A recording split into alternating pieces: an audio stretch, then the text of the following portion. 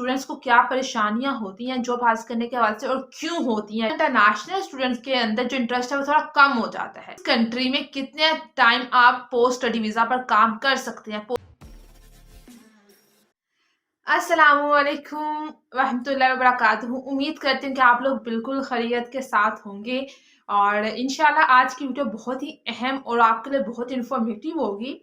Specially international students के लिए जो ग्रेजुएट हो जाते हैं उसके बाद उनका नेक्स्ट टारगेट होता है जॉब हासिल करना, यानी जिस भी कंट्री में वो तालीम हासिल कर रहे हैं या उनकी तालीम मुकम्मल हो गई है, दो टारगेट होते हैं। या तो उस कंट्री में वो परमानेंट सेटल होना चाहते हैं या कुछ अर्सा जॉब करने के बाद वो अपनी कंट्री वापस जाना चाहते हैं। इन दोनों सिचुएशन में उन्हें जॉब की जरूरत होती है।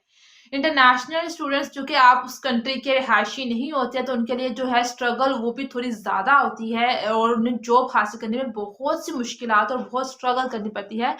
तो आज की वीडियो में मैं डिस्कस करूंगी कि स्टूडेंट्स को क्या परेशानियां होती हैं जॉब हासिल करने के हवाले से और क्यों होती हैं, रीजंस क्या हैं, हमारी अपनी मिस्टेक्स क्या होती हैं इंटरनेशनल स्टूडेंट्स की, और किस कंट्री में आपके लिए जॉब के काम करने के मौके ज़्यादा हैं और किस तरह से हैं। सबसे पहली बात आप लोग ये समझ लें कि आपको जॉब तलाश कैसे करनी है। ये आपको पता होना चाहिए किन ममालिक में आपको जॉब करने के चांसेस ज़्यादा हैं। इंपॉर्टेंट पॉइंट्स क्या है सीवी और रिज्यूम के हवाले से, ये कुछ चीज़ें हैं जो कि आपको समझनी चाहिए। आप इंटरनेशनल स्टूडेंट को जॉब तलाश करने में मुश्किल क्यों पेश आती है।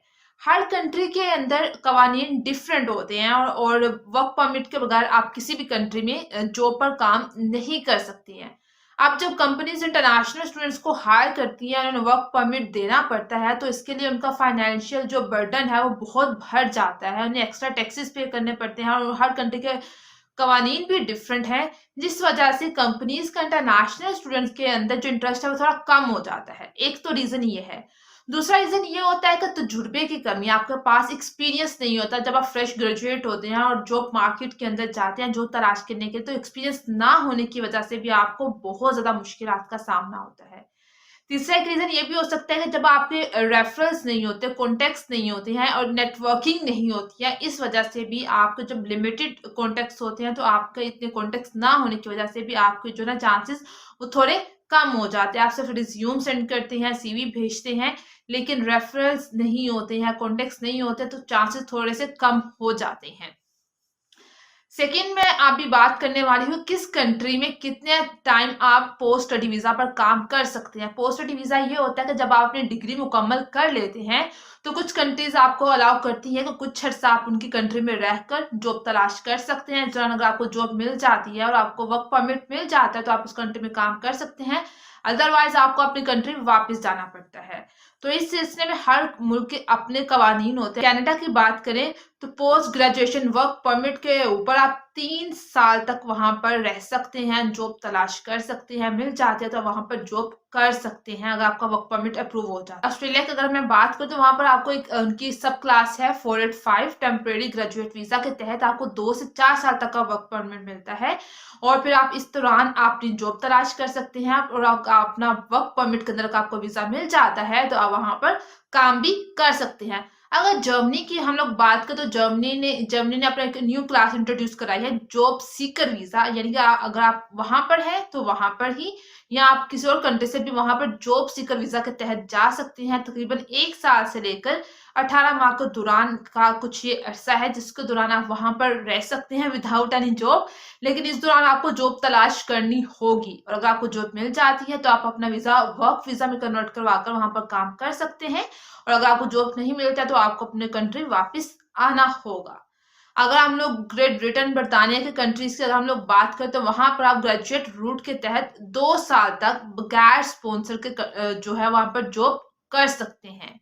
और अगर हम तुर्की की बात करें तो यहाँ पर भी वर्क परमिट मिल जाता है, लेकिन चांसेस तब ज्यादा होते हैं जब आपको जुबान आती हो। यहाँ पर इंग्लिश से इतना काम नहीं चलता है। अगर आपको टर्किश लैंग्वेज आती है और आपके अंदर टैलेंट मौजूद है तो कंपनी आपको अप्रूव कर देते हैं और आपका अगर उनके पास मौका हो तो वो आपको वर्क परमिट भी दिला देते हैं, लेकिन यहाँ पर जुबान का बहुत ज्यादा बैरियर है। जॉब को तलाश किस तरह किया जाए। इंटरनेशनल स्टूडेंट जब अपनी स्टडीज को कंप्लीट कर लेते हैं तो उनके लिए एक बड़ा टारगेट होता है कि अपने आप को वहां पर लीगल रखना, सिक्योर करना, और इसके लिए उन्हें जॉब तलाश करनी होती है। और जॉब किस तरह तलाश की जाए, सिर्फ ऑनलाइन जाकर सीवी भेजना काफी नहीं होता है, इसके साथ चांसेस बहुत ही कम होते हैं। अब मैं आपके साथ कुछ तरीके शेयर करूंगी जिसके साथ आपके जॉब हासिल करने के जो है ना चांसेस बढ़ जाते हैं। सबसे पहला तरीका यह है कि जॉब पोर्टल्स, कुछ जॉब पोर्टल्स हैं, वहां पर जाएं, वहां पर जाकर अपनी प्रोफाइल बनाएं, प्रोफेशनल प्रोफाइल बनाएं और उसके जरिए जॉब तलाश करें, जिसके अंदर आपके पास इंडीड आ जाता है, लिंक्डइन आ जाता है, ग्लासडोर आ जाता है। ये कुछ प्लेटफॉर्म्स और इसके अलावा बहुत से प्लेटफॉर्म्स है, वहां पर जाकर एक अपना प्रोफेशनल सीवी अपलोड करें और फिर जॉब्स को तलाश करना शुरू करें। इंशाल्लाह अगर आपके अंदर टैलेंट है और आपका रिज्यूम अच्छा है और आप कंपनी के साथ मैच आउट करते हैं तो आपका जॉब इंशाल्लाह हो जाएगी। सेकेंड चीज ये होती है कि आप कुछ कंपनीज की वेबसाइट्स पे भी जा सकते हैं, सेपरेट जो स्पेसिफिक कंपनीज होती हैं और आपसे आपकी नीड से रिलेटेड है, वहां पर जाकर भी आप कैरियर सेक्शंस के अंदर भी रेगुलर जॉब अपनी तलाश करते रहें। मिसाल तो अगर आप इंजीनियरिंग से ताल्लुक रखते हैं, आप कुछ इंजीनियरिंग की कंपनीज होंगी जो कि बहुत फेमस होंगी, वहां पर उन्होंने सेपरेट जॉब सेक्शंस बनाए होते हैं, तो आप जॉब सेक्शंस पर जाकर बार बार रिफ्रेश करके देख सकते हैं और अगर कोई जॉब आती है तो आप वहां पर भी अप्लाई कर सकते हैं। थर्ड ये है कि नेटवर्किंग बहुत जरूरी है, आपके कॉन्टेक्ट्स होने चाहिए, आपके नेटवर्क्स होना चाहिए। आपको ये मालूम है कि 70% जो जॉब्स हैं वो रेफरल्स के जरिए भी अक्सर मिल जाती हैं। तो आपको प्रोफेसर्स के साथ, आपको अपने कोलीग्स के साथ आपका एक अच्छे रिलेशंस होने चाहिए ताकि एक अच्छा पीआर हो, आपके रिलेशंस अच्छे हों तो आपको जो जॉब मार्केट है वो बढ़ जाती है। इसके अलावा आपने लिंक्डइन पर कुछ जॉब रिक्रूटर्स हैं, कुछ कंपनीज है, आपने उनको भी फॉलो करना है, उनकी प्रोफाइल भी अक्सर आप विजिट करते रहें। ऐसा करने से भी जॉब के जो चांसेस है वो बढ़ जाते हैं और आपको जॉब मार्केट का अंदाजा होता रहता है। आप को एक ये बात भी करनी चाहिए कि ड्यूरिंग अपनी एजुकेशन और बाद में भी यूनिवर्सिटीज के प्रोफेसर्स के साथ अच्छे रिलेशंस रखें और सेमिनार्स में शिरकत करते रहें। सेमिनार्स होते हैं, वहां पर फेस्टिवल्स होते हैं, वहां पर बार बार जाते रहे। यकीनन कभी ना कभी ऐसा वसीला बनता है कि आपको जो चुटकी में हो जाती है। जो अक्सर जॉब रिक्रूटर्स आते हैं वो टैलेंट को अक्सर ऐसे भी तलाश करते हैं, तो सेमिनार्स को इतना कैजुअल मत लें, अपनी सोशल लाइफ को थोड़ा सा इम्प्रूव करें। तो सेमिनार्स, फेस्टिवल, इन जगहों पर भी अक्सर आपका जो चांसेस है वो लक आ जाती है। इसके अलावा अपने करियर के दौरान, अपने एजुकेशन के दौरान और बाद में भी इंटर्नशिप लाजमी करें, करते रहें, इससे भी आपकी प्रोफाइल स्ट्रॉन्ग होती है। और पार्ट टाइम जॉब्स को भी तलाश करते रहें और करते रहें, इससे भी आपके पास एक तो एक्सपीरियंस आता है और जब आप अपना रिज्यूम को बनाते हैं तो उसके अंदर भी आपकी जो रिज्यूम और प्रोफाइल है वो स्ट्रॉन्ग हो जाती है। अब आपके पास स्टेप 4 आ जाता है कि जो इस वीडियो का सबसे अहम हिस्सा है कि आपको आपने जॉब भी तलाश करनी है, आपने पोर्टल्स पर एक रिज्यूम अप्लाई करना होता है, एक सीवी अपलोड करना होता है और एक कवर लेटर अपलोड करना होता है। अब ये किस तरह का होना चाहिए, इसके अंदर हमारी बहुत सी मिस्टेक्स होती हैं जिसकी वजह से आपके अंदर टैलेंट होने के बावजूद आपको जॉब नहीं मिल पाता। सबसे पहले आपने ये करना है कि आपका जो सीवी है, रिज्यूम है, वो प्रिसाइज होना चाहिए। अभी आप में आपके ज़हन में ये सवाल भी आ सकता है कि प्रिसाइज क्यों होना चाहिए? अब ये होता है कि कुछ कंपनीज़ मल्टीपल सेशंस करती हैं इंटरव्यूज़ के। यानी कि आपने एक दफ़ा आप अपना शॉर्ट रिज्यूम वहाँ पर अपलोड कर दिया। उन्हें अगर आपका रिज्यूम, आपका सीवी अच्छा लगता है तो वो ईमेल करते हैं कि आप हमें अपना डिटेल रिज्यूम भेजें। यानी उसके अंदर फिर वो आपको, अगर आपके अंदर पोटेंशियल होगा तो वो आपको शॉर्ट रिज्यूम से भी उनको पता चल जाएगा और फिर वो आपसे डिमांड करेंगे हमें अपना डिटेल रिज्यूम भेजें। और क्योंकि कंपनीज के बाद थाउजेंड्स ऑफ एप्लीकेशन जाते हैं, अगर आप उन्हें पहली दफा ही अपना डिटेल रिज्यूम भेज देंगे और उन्हें इस बात की नीड भी नहीं है तो जस्ट आपका वो एप्लीकेशन स्किप कर देंगे। तो आपका पहला जो सीवी, पहला जो रिज्यूम उनके पास जाना चाहिए वो शॉर्ट होना चाहिए और ऐसा आई कैचिंग होना चाहिए कि वो उस पर अटक जाएं और कि हमें बस यही कैंडिडेट चाहिए। और अगर उन्हें वो अच्छा लगेगा तो आपसे आपका डिटेल रिज्यूम डिमांड कर लेंगे। तो फर्स्ट आपका रिज्यूम शॉर्ट होना चाहिए, प्रिसाइज होना चाहिए और अच्छा होना चाहिए। सेकंड, आपको ये करना है कि आपके रिज्यूम और आपके सीवी के अंदर जो स्किल्स वाला सेक्शन होता है उसको बस आपने ऐसे नहीं फिल कर देना प्रॉब्लम सॉल्वर और लाइक क्रिटिकल थिंकिंग अच्छी है, इस तरह से नहीं, बिल्कुल ऐसे इसको लाइटली नहीं लेना। क्योंकि कंपनीज को स्किलफुल बंदा ही रिक्वायर्ड होता है जो कि उनकी कंपनीज में कुछ एफर्ट्स पुट कर सके, उनकी कंपनीज का काम कर सके, उनकी कंपनीज को अच्छे किसी लेवल तक पहुंचा सके।